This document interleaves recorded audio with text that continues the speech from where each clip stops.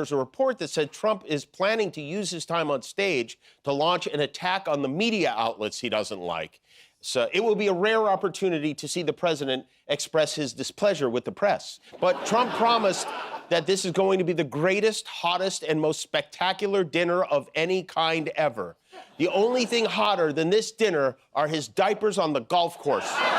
Some moments do not feel historic when they begin. They feel small, quiet, almost harmless. And then, by the time they are over, you realize you just watched the same lesson play out across two different eras, on two different stages, against the same man. That is what this story feels like. At first, it sounds like one more television moment, one more joke, one more clip lost in the noise. But it is bigger than that. Because what Barack Obama did to Donald Trump on one famous night, and what Jimmy Kimmel did to him years later on another giant stage, carried the same weapon, the same calm, the same patience, the same refusal to wrestle with chaos. And both times, Trump was left in the same position, stripped of control not by shouting, but by people who stayed cool enough to let his own reactions work against him. Once you see that pattern, you cannot unsee it. Donald Trump is here tonight, but no one is happier, no one is prouder to put this birth certificate matter to rest than the Donald.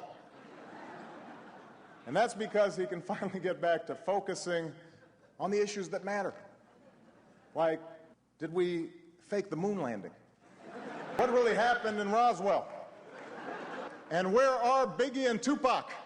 It begins in Washington, in that ballroom world of tuxedos, cameras, polished smiles, and political theater. The White House Correspondents' dinner, bright chandeliers overhead, journalists and celebrities packed together, a room built for spectacle and status. And sitting there where every camera could catch him was Donald Trump. He had spent months pushing himself into the center of a national argument, demanding attention. Then Barack Obama stepped up to the microphone, smiling like he had all the time in the world. That was what made it dangerous. He did not come out swinging. He simply let the room breathe and spoke in a tone so calm it almost sounded friendly. That calm made the blow land harder. He joked that nobody was happier to move on than Trump, because now he could finally return to questions that really mattered. The moon landing, Roswell, Biggie, Tupac. The room erupted. Not just laughter, recognition. Trump sat still, unsmiling, while the room shook around him. In that instant, something clicked. He knew how to fight anger, how to fight outrage, but he had no defense against being made small by someone who refused to raise his voice. Obama kept going, gently dismantling Trump's image with dry humor that never needed to shout. The more the room laughed, the less Trump could do but sit and absorb it. No chaos, no anger, just control. Not a good night for the president. Everything he touched was a loser. Trump hasn't been this embarrassed since he found out there was a Donald Trump Jr. But don't worry, if you're tired of all the losing, fear not, he's got an excuse. In fact, he's got two of them. He wrote, Trump wasn't on the ballot and shutdown were the two reasons that Republicans lost elections tonight.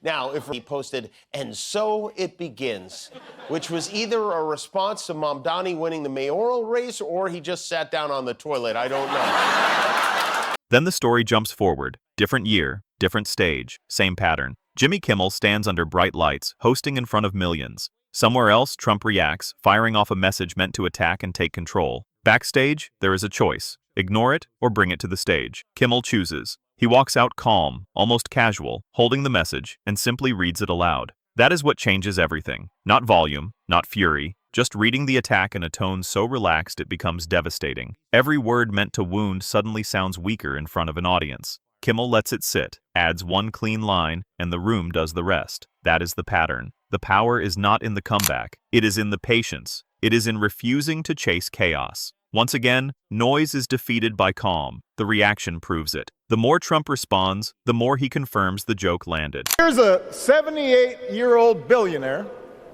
who has not stopped whining about his problems since he rode down his golden escalator 9 years ago. It has been a constant stream of gripes and grievances that's actually been getting worse now that he's afraid of losing to Kamala.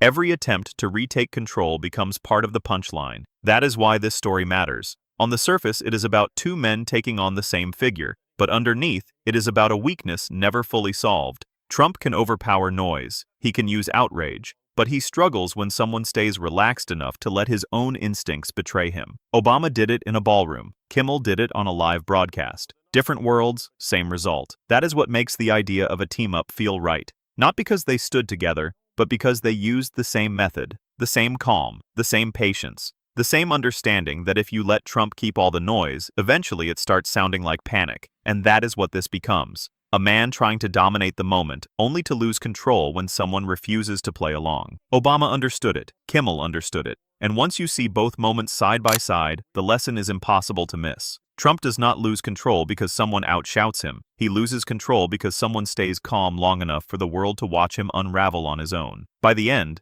that is what lingers. Not just the jokes, not just the applause, not just the viral clip. What lingers is the pattern. 2 stages, 2 men, years apart, same weapon, same result. The powerful figure in the room suddenly looking smaller, not because he was attacked harder, but because he was denied the chaos he needs to survive. Some lessons are loud and disappear. Others arrive quietly and stay with you. This is one of the quiet ones, and that is exactly why it hits so hard.